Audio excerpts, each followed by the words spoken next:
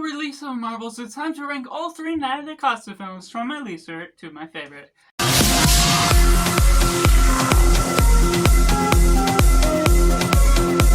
Hello and welcome to Cinema, where we focus on the film. I'm Josh, this is Simply Cinema. Let me know down in the comments below how you would rank all three Nia DaCosta films from your least favorite to your favorite, and let me know any other Marvel directors you would like to see me rank their movies for, because I'm covering that with the release of a new Marvel movie. And make sure to like this video if you enjoy it, subscribe if you haven't already to join in film culture community where we talk about love cinema as a whole.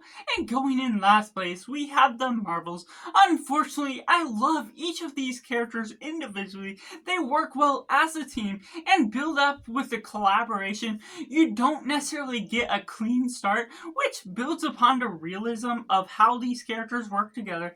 Kamala Khan is the most fun and jittery for the nature of what you're getting, because she's a teenage girl with a crush on Captain Marvel. Captain Marvel's more serious, and the Professor Marvel is something that does a little bit more on the mix between the two, but the collaboration of their arc goes into a more fun film that unfortunately lacks on the story front, the building of the characters, the collaboration between those two. While there is a team up that works effectively, it feels a bit forced as you go throughout the film, to a point where at some point they just all work together in sync and don't necessarily get all the progression. And it's the shortest of the MCU film, so it lacks a team up build up that really works effectively to the nature of what you're asking out of the story, which also leads me to talk about the villain that is easily one of the more forgettable. Not necessarily terrible, but she doesn't have necessarily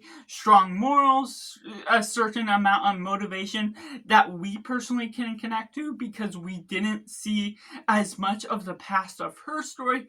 And while we see the effect of why that gets her triggered into becoming the villain for this, it goes into all sorts of fronts that doesn't necessarily build up to be the best. It wastes certain characters, the connection to the Skrulls, that we unfortunately don't necessarily get as much involvement with how we're also developing the film as a whole. And it adds in a few Easter egg side character cameos, such as Valkyrie, that unfortunately doesn't have to have a lot to say within the film as a whole. So while it can have its fun that I enjoy this film for, it's certainly not as rewatchable because it lacks the substance. And going in number 2, we have Candyman, the remake sequel that I just really enjoy the nature of what we're getting out of it. It had been a little bit before seeing the original that I eventually saw this one, but I still got a good kick out of what they're doing with the new cast, the new Candyman, the development of the story arc as a whole. There's some things that it takes a little while to get going, and even at 90 minutes, it feels unfortunately much longer to the nature of what you're asking out of the story, what you're developing within the plot. There's certain sidetracking parts where it goes into these high school girls doing the Candyman scene, and other parts of these other members questioning what they should do, how they do it, and the repetition of that can sometimes separate itself from getting us focused on the main track, the main characters we're following, which unfortunately can drag the story along in a way that it takes away from the substance that the script is providing.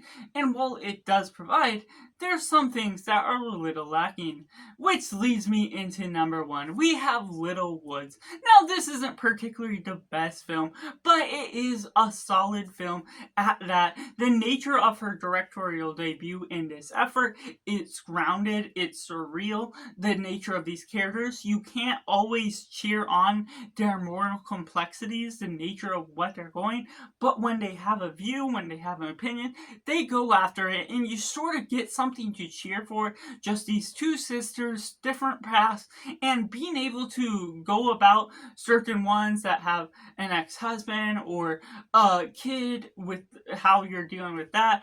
And one of them, just what we're getting out of the characters, is trying to sell drugs in order to get money to fund everything that's going on, to support each other. And so the element of this small base community, these cops that aren't a huge involvement of the story, but are certainly a key factor of not being villains, but just dividing the attention to what we're trying to progress toward with this story.